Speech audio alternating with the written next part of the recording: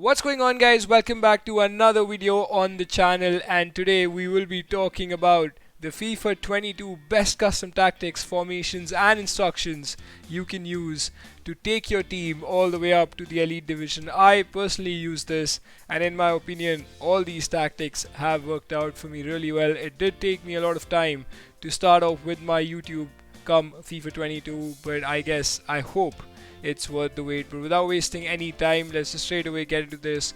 But before we do that, just a small reminder just to hit that subscribe button if you do like the content of this channel. Drop a like and turn the notifications bell on for more videos, because I will be coming up with a lot of content of FIFA 22. But with that being said, let's straight away get into this video. So as you guys can see that we are in the elite division at the moment, and this is of course not the best start, I would say. It's I think a couple of losses, couple of wins here and there, but we are in the elite division, and this is what it took me, the custom tactics I'll be moving towards. But here we are with the elite division on my main account. But this is the team that I used, and I will be straight away taking a deep dive into the players I used and the custom tactics, starting off with Donnarumma in goal. In my opinion, I think he's one of the best goalkeepers. All the goalkeepers in FIFA 22, as we all know, are quite overpowered this time, but Donnarumma has the height and he somehow manages to save a lot of 1v1 chances for me. Marquinhos, probably one of the best centre backs I've used in this game. High rated card. I think I got him for a very cheap price, which is 80k. I think he's probably a lot higher than that now. But Kimpembe does the job. He is strong as well. Ashraf Hakimi, in my opinion, the best right back in this game. Telles is a bit of an quite a low tier meta, I would say. I've kept him right from the start, since he is a first owner. And of course, in my midfield, in a 4-2-3-1 and a 4-4-2, which I'll be of course talking about more, is Kante. Now that I've upgraded him from Allen, mind you, Allen was an absolute beast in my team. Kante has just hardly played any games for me. As you can see, he's only played 4 games for me at the moment. He hasn't played much, but trust me, he is gonna be of course a much better player than Allen. But alongside him is Bruno Fernandes, of course, that provides the attacking bit of side of things when it comes to the midfield. And then we have Anthony Martial, who I really want to upgrade. Of course, he's not as good as he is on my left wing. Lionel Messi, as you can see. And then we have Heung-min Son. Let's just straight away go into the tactics now. That as soon as the game starts, of course, I go to the 4-4-2 formation. That's my go-to formation actually. And here it is, balanced, 50 width, 65 depth. You can do a lot of things here, honestly. I would have preferably say, I think 65, I found quite a balance, that the team is not sitting too deep and they're not too forward. You can of course go with 70. As soon as you hit 71, that means 71 is the place where it's the number where your team starts to keep going, like it's going to play a high line, and it says your back line will be vulnerable for long balls in behind, which I would say doesn't matter that much, because the team for some reason sits back too deep. And I think started off with 85, and I feel 65, 85 it really doesn't matter, to be honest, but I believe 65 to be a bit more balanced, so I stuck with that. Build up play, balance, 55 width. You can toggle around a bit, that's not an issue at all. And we have 5 players in the box, 3 for corners and 3 for free kicks. Beware, if you put too much on corners, you are bound to concede a counter attack from corners, so make sure this is somewhere between 2 and 3. Don't go too high. As you can see on the 4th, it does say that it will leave you a lot of players, a lot of gap at the back while coming out from a corner situation. But this is what I play in the game. So these are the instructions for the 4-4-2. Neymar Jr. of course is nothing on him, absolutely nothing on him. Is balance. You can of course go with get in behind, but I would still say, with so many teams of course automatically sitting back, even if someone wants to play a high line, the teams do sit back naturally, so there is no point in putting get in behind, as I do feel he'll just make runs unnecessarily and won't come short for the ball.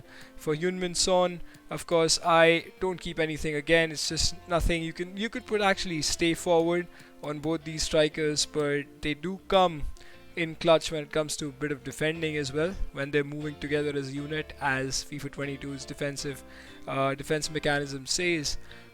So moving on to the wingers, then I have one winger, which is the left side, which is Martial. Whoever your speedy winger is, in my opinion, I obviously get ASM, Alan San-Maximin, from the bench for him. So of course, get in behind and get in the box is good for him as well at halftime.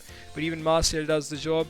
I believe one of the faster wingers should be get in behind. And then of course Leo Messi, I have, what a player he is, as we all know in this game. But this one of the wingers can be get in the box. So if you have two fast wingers, you can actually put get in behind on both the wingers, but I would just keep Messi on get in the box only. And we have the defensive midfielder, whoever you're playing in your midfield, to be stay back, stay on the edge of the box and cover center. And of course Bruno, it plays for balance, on balanced attack, because he goes attacking for me, and I have put cover center on him as well. Hakimi and Telles stay back, of course, no changes there. 4-2-3-1, this is the formation when 4-4-2 is not clicking for me. For example, if someone is playing a 4-1-2-1-2 and there's another body that I need in the midfield, this is what I switch to. So the tactics are balance, 50 width, 65 depth, and of course chance creation is balanced, build up play is balanced as well. Width is 55 again, same from the 4-4-2 tactics, and players in the box 4, corners 2, free kicks 2. You can of course toggle this to 3 and 3, but I would say 2 and 2 is just fine, or whichever you prefer. In terms of instructions, I put stay forward on Son in a 4-2-3-1 because it's very difficult to create in 4-2-3-1, especially for me, and I've seen a lot of people, a lot of pros actually taking some bit of more time to build up from 4-2-3-1, as it's more balanced but difficult to create like 4-4-2. So you have to keep stay forward on your striker. Then interesting thing is I have stay forward on all 3 of my cams and get in the box. I believe as soon as you get the ball, you should have options, which I feel would not be there if I put, for example, basic defensive support on them. And you can even try this new tactic, which is the drift wide, where you will get even more width when it comes to a 4-2-3-1. This basically becomes a 4-2-3-1 wide with just your cams drifting wide. So you can try this out, but I believe stick to position has been the best for me. Kante, of course, stay back while cover center, nothing on him.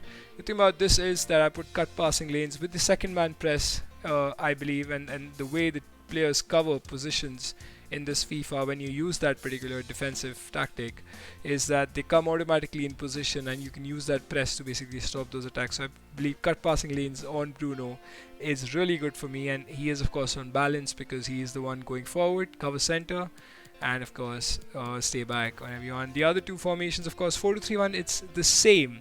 The other variation of 4-2-3-1 is to press. If I'm losing a game, if I'm down by a goal or two, and if I don't want to go all out just yet with constant pressure and all those 3 at the back formations, I still feel pressure after possession loss is really good with a 4-2-3-1, a combination of balance and attack.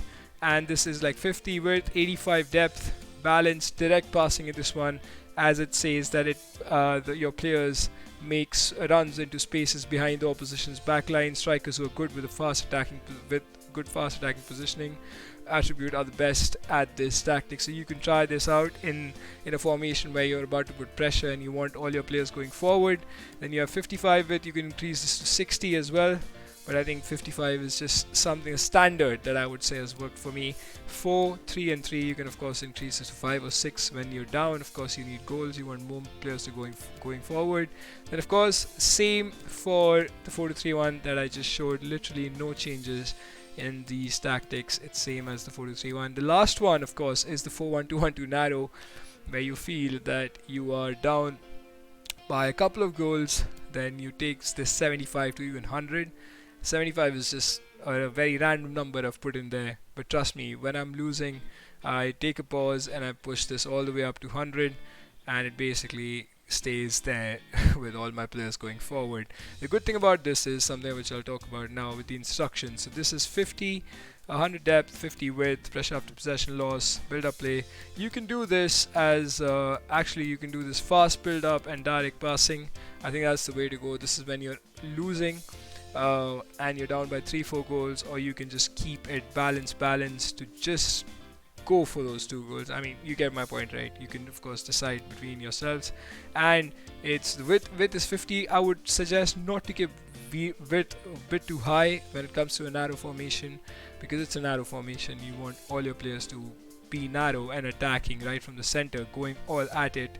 And then it's 4 and 3 and 3. Instructions is get in behind, stay forward on the faster striker.